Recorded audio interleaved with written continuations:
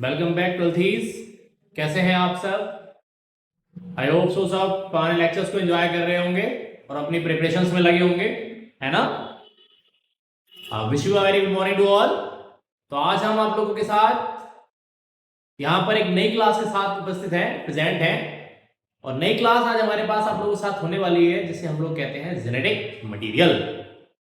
कि आप अपने माँ पापा कैसे दिखते हैं, कैसे दिखते हैं। कहते हैं आपका डीएनए मैच होगा तो किससे होगा? कि माँ पापा से होगा। तो कैसे पता लगता है? तो आज हम आप लोगों से बात करेंगे।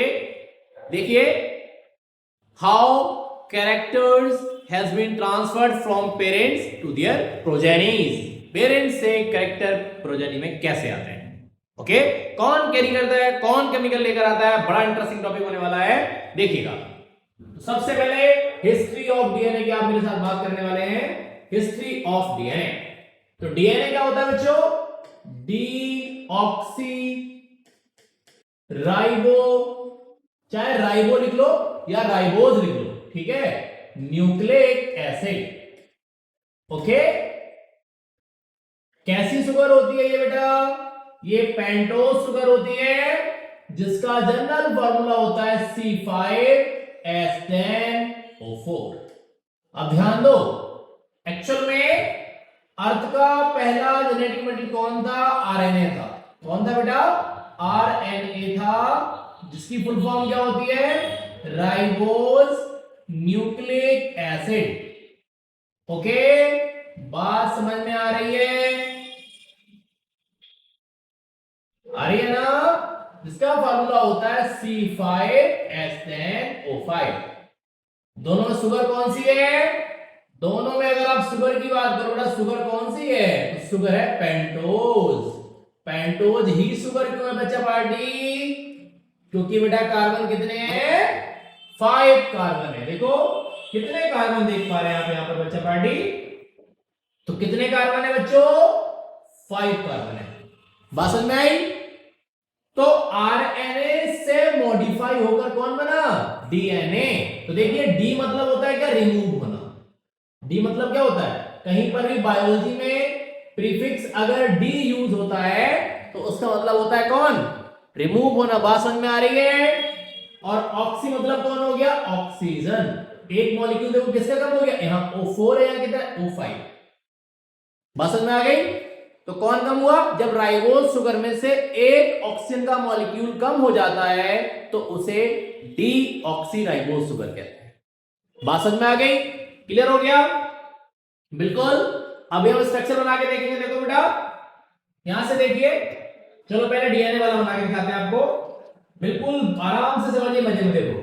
या पहले चलो आरएनए का बनाओ। देखो आरएनए का बनाओ, आरएनए का स्ट्रक्चर बना दो। इसे हार्वर्ड फार्मूला कहते हैं बच्चों। कौन सा फार्मूला कहते हैं इसे? इसे हार्वर्ड फार्मूला भी कहा जाता है। देखो ऐसे, ठीक है, बहुत ध्यान से देखेंगे आप लोग मेरे साथ। देखो, अब ध्यान दो,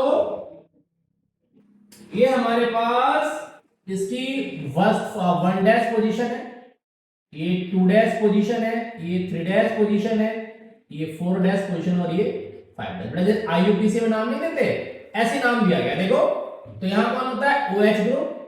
हाइड्रोक्सिल ग्रुप बने तो यहां H, यहां OH, यहां पर H, यहां पर भी H, यहां पर OH, यहां पर H और यहां चाहे CH2 S2COH।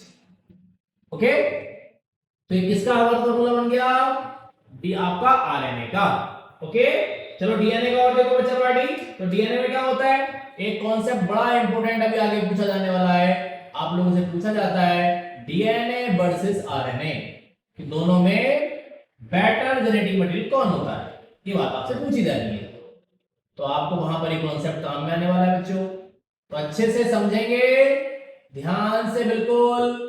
बायोकेमिस्ट्री का पार्ट है, क्लास 11 वाले बच्चे भी देख सकते हैं, उनके लिए बहुत इंपॉर्टेंट होने वाला है, ठीक है। अपन ऐसे बात नहीं कर रहे। देखो यहां फिर से सेम बना लिया ऐसे। देखो, ये अभी आपको बना के दिखाया मैंने। देखो, आपको समझ में आ रही होगी बात कि कौन सी पोजीशन हो गई? 1 डैश, 2 डैश, 3 डैश, 4 डैश और 5 डैश, ठीक है। फिर से बनाते हैं केमिकल्स को। देखो, ये OH, H, यहां पर H, H, OH H और ऊपर लिख दिया मैंने CH2OH। अब चलो पहले बैलेंस करके देखते हैं कि पूरा हुआ नहीं से। देखो पहले 1 2 हाइड्रोजन 3 4 5 6 7 8 और 2 10 हाइड्रोजन पूरे हो गए। ऑक्सीजन देखो 1 2 3 4 और 5 पूरे हो गए। और देखो कौन कार्बन 1 2 3 4 और 5 कार्बन पूरे हो गए बेटा। कौन सा समझ में आया? यहां देखो एक ऑक्सीजन कम होना तो कहां पर कम है बेटा? अब आप देखो डीएनए के केस में अगर हम लोग चल रहे हैं तो 2' पोजीशन पर लगा हुआ यहां पर क्या नहीं होता, हाइड्रोक्सिल ग्रुप नहीं होता। देखो यहां पर हाइड्रोक्सिल ग्रुप लगा है, तो इसी की वजह से जो एडिशनल हाइड्रोक्सिल ग्रुप, ये कौन सा है बेटा? ये एडिशनल हाइड्रोक्सिल ग्रुप है। किसके पास एडिशनल हाइड्रोक्सिल ग्रुप है बेटा? एडिशनल हाइड्रोक्सिल या एक्स्ट्रा भी लिख सकते हैं ग्रुप। किसके पास है? ये आरएनए के पास है। कहां लगा है? एट कहां? 2' पोजीशन, जिसकी वजह से आरएनए क्या होता है? मोर रिएक्टिव होता है। इसी वजह से आरएनए बेटर जेनेटिक मटेरियल नहीं होता। ठीक है, आप जानते हैं जिसके पास फंक्शनल ग्रुप जितने ज्यादा होते हैं वो केमिकल उतना ही क्या होता है? कम लेस क्या होता है? कम स्टेबल होता है। बात समझ में आई? क्लियर हो गया? तो आप उम्मीद कर रहा हूं कि आपको स्ट्रक्चर बनाने आ गए होंगे बच्चा पार्टी यहां से। और देखो आगे चलते हैं धीरे धीरे।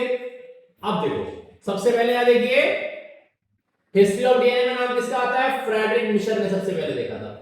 ठीक है, discovered a substance in the nucleus of पस सेल्स। पस जानते हैं?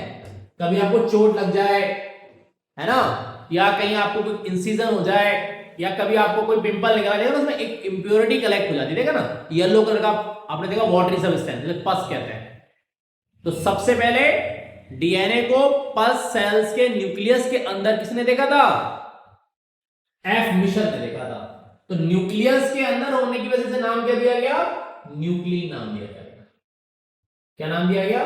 न्यूक्लिन नाम दिया गया। बात समझ में आ गई? बहुत इंपॉर्टेंट आप लोगों को आना चाहिए। ओके, अब बात आती है न्यूक्लिक एसिड की। इसे अब आपको न्यूक्लिक एसिड के नाम से जानते हैं। तो न्यूक्लिक एसिड कहा किसने? देखिएगा, term nucleic acid was given by Altmann in 1889 due to acidic property of nuclein. किसकी वजह से बेटा? उसके पास फास्फोरस और फॉस्फेट होता है, जो डीएनए को क्या करता है? नेगेटिव चार्ज बनाता है। नेचर में कैसा होता है? एसिडिक होता है। इसलिए हम कहते हैं न्यूक्लियस के अंदर है। देखो जैसे हमने ये सेल बनाई ऐसे, इसका न्यूक्लियस हो गया, इसका न्यूक्लियस हो गया, तो इसके अंदर भी डीएनए लगा है ऐसे। तो देखो किसके अंदर हो गया डीएनए? Inside the nucleus. इसलिए न्यूक्लियस के अंदर है तो न्यूक्लिक कहा गया। नेचर में कैसा है? एसिडिक है, तो क्या कहा गया? एसिड कहा गया, न्यूक्लिक एसिड। ओके, एक हार्डविक नाम का साइंटिस्ट था, उन्होंने इस बात को बताया बेटा कि ये रिस्पॉन्सिबल होता है हेरिडिटी, मतलब कैरेक्टर्स को पेरेंट से प्रोजेनी में कैड आउट करने का काम कौन कराता है? तो कौन कराता है बेटा? तो कराता है कौन? डीएनए और न्यूक्लिक एसिड। अर्थ का फर्स्ट सेडिमेंट कौन था? आरएनए, और आरएनए से मॉडिफाई होकर कौन बना? DNA. Components of nucleic acids को आप कवर अप करेंगे मेरे साथ अगले लेक्चर में।